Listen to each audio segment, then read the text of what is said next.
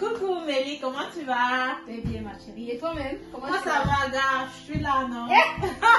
Aujourd'hui, on va parler de quoi, gars? Du jour du combat.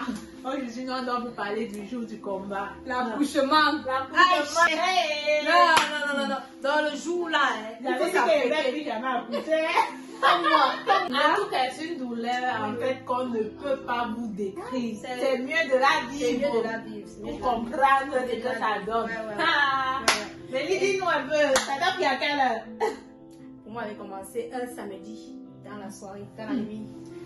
Ça, donc les contractions. Non, disons, j'ai perdu les os samedi dans la nuit, vers 22h comme ça là. Et je me suis donc dépêchée à la clinique et j'ai accouché le lundi. Donc, j'ai fait 2 jours de contractions. Je croyais que 2 jours de contraction. 2 jours de contraction. Moi, j'ai fait une journée de contraction. Ma première fille, je pensais que c'était... Non, attends, écoute. En plus, mon mari ne devait pas être dans la clinique parce qu'il y avait Corona. Donc, les partenaires ne peuvent pas accompagner leur femme, quoi. En période de travail.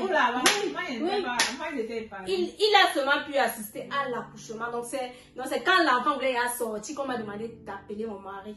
Mais tout le temps là, je faisais les tours des couloirs de ma chambre. Non, vraiment. C'est le genre de douleur que quand quelqu'un te dit assis, tu peux jeter la personne, tu fais ça. Moi, je me souviens en fait, mon jour, j'étais partie à l'hôpital. En principe, je partais à la base pour ma première fille. Je partais à la base pour un contrôle. Parce que j'avais dépassé le thème, tu vois un peu. Arrivé à l'hôpital, je suis arrivée, les contractions ont commencé. On était censé peut-être provoquer le lendemain. Je suis arrivée, ça commençait, ça venait d'abord, ça partait, ça venait. J'ai d'abord appelé mon gars, j'ai dit qu'il faut venir avec les trucs qui vont coucher. Jusque-là, je ne connaissais pas encore ce que c'est l'accouchement. Parce que je me souviens, comme mon thème était proche, le médecin me disait... C'était la 40e semaine. J'étais à la 40e semaine encore, oui. Le médecin me disait, si tu vois les os, va directement à l'hôpital. Si tu vois du sang, va à l'hôpital. Je restais comme ça, couché, je disais, où sont les os là? Où est le sang là? Je vais accoucher quand? Non, moi j'avais Je vais accoucher quand? Maman, Mélie, j'arrive à l'hôpital. Hey. N'est-ce pas, on fait les trucs, c'était gay, poum. Mais je déteste le c'était gay là. Yay, Mélie. Donc, quand tu as les contractions, le c'était gay, c'est un appareil là qu'on met sur le bas, comment le cœur de l'enfant bat, de l'enfant et de la mère également. Oui, et de la mère. Pour voir si tout va bien. Et on fait ça constamment, surtout quand tu viens d'accoucher. Quand tu veux accoucher, vraiment, c'est récurrent. Par contre, on te met les piqûres là, ça te fait même mal les contacts. La partie qu'on a piqué, tu dis piqûre. Les infirmières ont essayé, ont cherché la veine sur moi à 3 reprises. Je dis quand on n'allait plus, moi je pleurais seulement. En plus des contractions, qu'on a appelé le médecin pour qu'il vienne me placer ça. L'accouchement, c'est un truc que non. C'est le advance, comme on dit là, un aller, pas de retour. Moi, je disais tantôt, je suis donc arrivée à l'hôpital, je pensais que c'est un jeu et tout. On me dit, va marcher. Tu es encore à un doigt. Je marche. Je dis, ah, ça me fait mal. Et quand la personne me dit, on te dit d'inspirer et d'expirer. Moi, je dis que toi-même, tu peux faire ça. Vas-y, c'est toi. Parce que ce n'est pas toi. Tu es derrière, tu fais ouh. Je fais comme ça. La sage-femme me disait. Apparemment, ça aide vraiment quand tu fais ça. Mais chez moi, j'ai essayé 2 fois, ça va pas donner 3 fois. Et c'est ça. Voilà. La femme était étonnée, c'était en plein corona, tu vois. Elle avait le masque au départ, non. Mais tellement le combat était rude dans le manquet. Je sais pas, à un moment donné, elle avait plus le masque. Moi également, mon masque, je sais même plus où c'était. Que le combat était difficile. Non, moi, je n'ai pas accouché au temps de corona, donc j'ai eu la chance. Du coup, on me disait, va marcher. J'étais arrivée à l'hôpital à 7 heures. On me dit, va marcher, tu as encore un doigt, je pars, je fais. Ça ne faisait que s'augmenter. On fait le tétégué, on dit 1 doigt et demi, maman. Je fais, je tourne, je passe. Il dit, mais l'accouchement là, c'est comment on l'a fait là. Je pars, je monte les escaliers. Maman, rien. On m'a un temps. ça ne faisait que s'empirer, ça faisait que s'empirer. On m'a même demandé si on peut me mettre dans l'eau. J'ai dit ok, on m'a mis dans l'eau chaude. J'ai dit que je veux l'eau humide. Dans tout ça. Vous savez à quelle heure j'ai accouché? À 7 h le lendemain. Allez, elle se pleure. J'ai eu mes premières contractions à minuit. Disons à 23 h la veille. Toute la nuit du dimanche, j'ai eu les contractions. Oui, toute la nuit. Et j'ai accouché le dimanche, mais le lundi matin à 7 h du matin. Une journée de contraction, tu as eu? Oui. Non, moi je dis qu'elle souffrait, t'as parlé, il y a comme les Ivoiriens disent. J'ai dit qu'elle, imagine, elle fait le dimanche 22 h comme ça là. Disons que toute la journée j'avais les contractions. 22 h elle décidé de faire le toucher. Elle me dit que je suis à 2 doigts. C'est j'ai cru que j'allais m'évanouir. Et quand elle est finie, la sage-femme, quand elle m'a dit ça, j'ai commencé à gronder là-bas. Seulement 2 doigts de pluie. Moi, je disais que, malchance pour moi, quelqu'un m'avait dit qu'apparemment, quand tu es en contraction, on peut, en fait, te donner, le médecin peut te donner un truc qui fait que ça ne te fait plus trop mal. Il y a quelque chose ici là, que vous pouvez me donner pour que je n'ai plus mal. La femme l'a dit qu'elle mettait les trucs dans la tête. Elle dit que tu n'as rien dit. Tu n'as rien dit. Tu n'as rien dit. Parce que chez moi, le dimanche, quand j'avais tellement de contractions aux endroits de 20 h comme ça, elle m'a proposé d'aller d'aller dans la baignoire quoi. Je suis entrée, mais ça n'a rien donné. C'est comme si ça s'aggravait. J'ai fait 2 heures de temps dans l'eau, mais ça n'a rien donné. En plus, les accouchements sont différents. Comme par exemple, l'accouchement de ma deuxième qui n'était pas pareil. Pour elle, c'était alors. Dans les contractions, ça a commencé à 7 h, j'ai accouché un truc comme à 14 h comme ça. Wow. Donc pour elle, non, c'était accéléré. Apparemment, quand non, tu dois vite accoucher, non, ça fait doublement mal. Tu t'imagines qu'on m'avait dit d'aller marcher par exemple, tu vois un peu. Je suis un peu venue à la maison, on avait mon chéri et tout, comme ça là. Il m'a dit qu'on a dit qu'on revient à l'hôpital si c'est à quelle heure là. Donc je pense qu'elle va accoucher à 17 h. On a dit qu'on revient à l'hôpital à 14 h pour faire le contrôle. Il m'a laissé qu'il pas chercher la voiture. Il m'a pas habillé, il m'a laissé qu'il pas chercher la voiture. Il est venu trouver que moi je suis déshabillée. Non mais est-ce qu'elle est là? Ce n'est plus toi qui fais mon frère. Il y a une douleur là qui te cogne à un niveau, tu ne sais même pas d'où ça vient. Nelly le comble. On est en train d'aller à l'hôpital, arrivé à l'hôpital. Il y avait des embouteillages. Il dit que dépose moi, il veut partir à pied. Donc moi, non, dans ma tête, je pensais que non, s'il me dépose, il va arriver à l'hôpital avant lui, tu vois. Et c'est comme ça que tu grondes. Tu parles, tu deviens nerveux. Les hommes, franchement, si une femme parle mal pendant qu'elle a pas prendre mal. Et en même temps, tu te dis, Asia, ça va, ça nous énerve plus.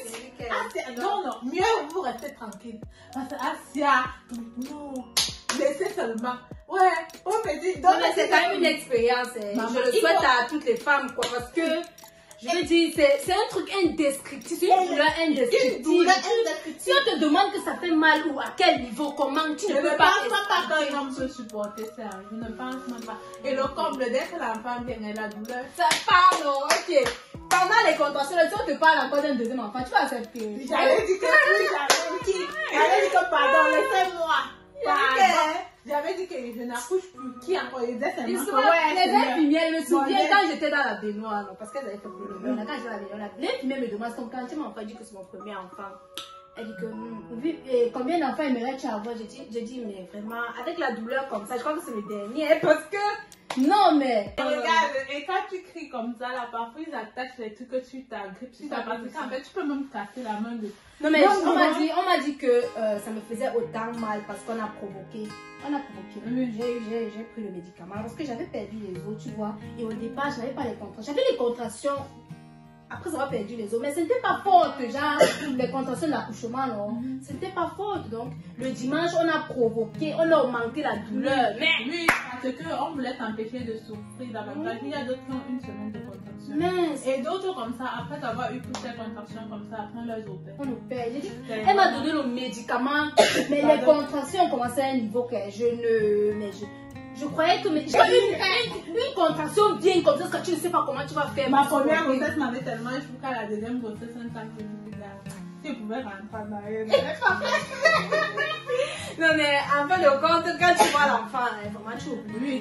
Quand tu vois l'enfant, sincèrement, tu oublies. Tu vois, c'est pas ce petit être innocent, là, cet être innocent qui sort en toi. Tu te demandes s'il était dans ton ventre. Bon, à ma première grossesse, tu as créé un c'est pas pour toi, tu as pris la péridurale. À la première grossesse, j'ai pris, mais la deuxième, je n'ai pas pris. Donc, tellement, la deuxième, c'est allé vite en fait. On s'apprêtait pour mettre les trucs, elle est sortie. Bam. Heureusement, même que le médecin était là, sinon on ne tombait pas. Oui, bon, oui, mais c'est une belle expérience. C'est une grâce en fait. C'est une grâce d'accoucher. Oui, c'est une grâce d'accoucher vraiment. Et tu avais aussi beaucoup faim après, comme moi là. Après, j'avais eu faim. Certains se plaignent de la chaleur, de la famine et tout. Moi, je n'ai pas eu tout ça. Non, à la fin, dès que j'ai accouché, j'avais faim. Ah bon?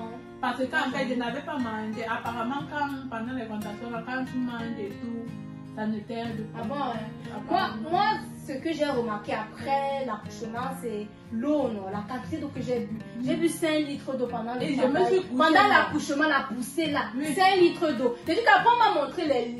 J'ai dit, c'est moi qui ai bu ça. Mais il y a aussi un truc aussi. Après, j'ai dormi.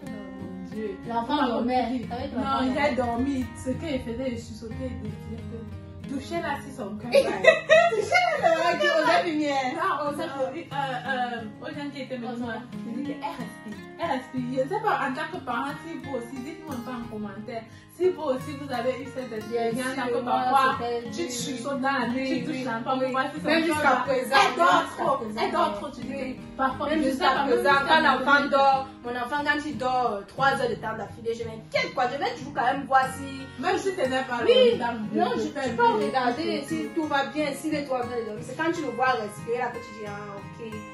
Non, mais vraiment, c'est vraiment une très belle expérience. C'est une belle expérience. On le souhaite à toutes les femmes là dehors. On sait qu'il y a. Oui, on a une grande pensée aussi pour les femmes qui n'arrivent pas à penser. C'est vraiment que le Seigneur vous bénisse, qui vous facilite. Oui. Voilà. Et que vous enfantez également. Exactement. Et sachez un truc qui ne se fait jamais tard pour être maman ou quoi que ce soit. Donc, restez vraiment, gardez la foi. Gardez la foi. Voilà.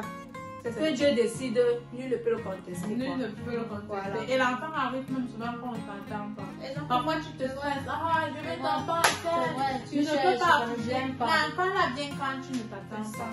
Quand non, parfois tu fais les plans de ta vie comme ça, tu dis, c'est pourquoi on dit toujours que l'on propose, Dieu dispose. Tu mets les trucs, tu dis que je vais faire ça, je vais faire ça. Tant que Dieu entre. Oui. Tu vas bien organiser tout, carrière, machin. Donc commence à attendre un bébé entre. Tu vas faire comment? Tu vas assumer, c'est simple. Le temps de Dieu, c'est le temps. On va pas aussi trop parler. On reviendra avec une autre vidéo plus piquante. Sinon, dites-nous ce que vous en pensez en commentaire, si vous avez eu les mêmes expériences que nous, ou alors partagez vos expériences avec nous. Nous aussi, on veut savoir. Le gars, pas fait toujours bon. Elle, c'est CB Queen. Je vous laisserai le lien de sa chaîne là-bas d'infos. Donc, il faut aller la follow. D'accord, allez aussi follow Mel Mendor. Voilà. Elle a les mains d'or. En tout cas, merci de nous avoir écoutés. On se dit donc à très bientôt dans une prochaine vidéo. Abonnez-vous. Et abonnez-vous. Et nous, on attend vous abonner maintenant. Abonnez-vous. Aïe, abonnez-vous. Athée. Abonnez-vous. Abonnez-vous. Abonnez-vous. Abonnez-vous. Pour plus de tournement de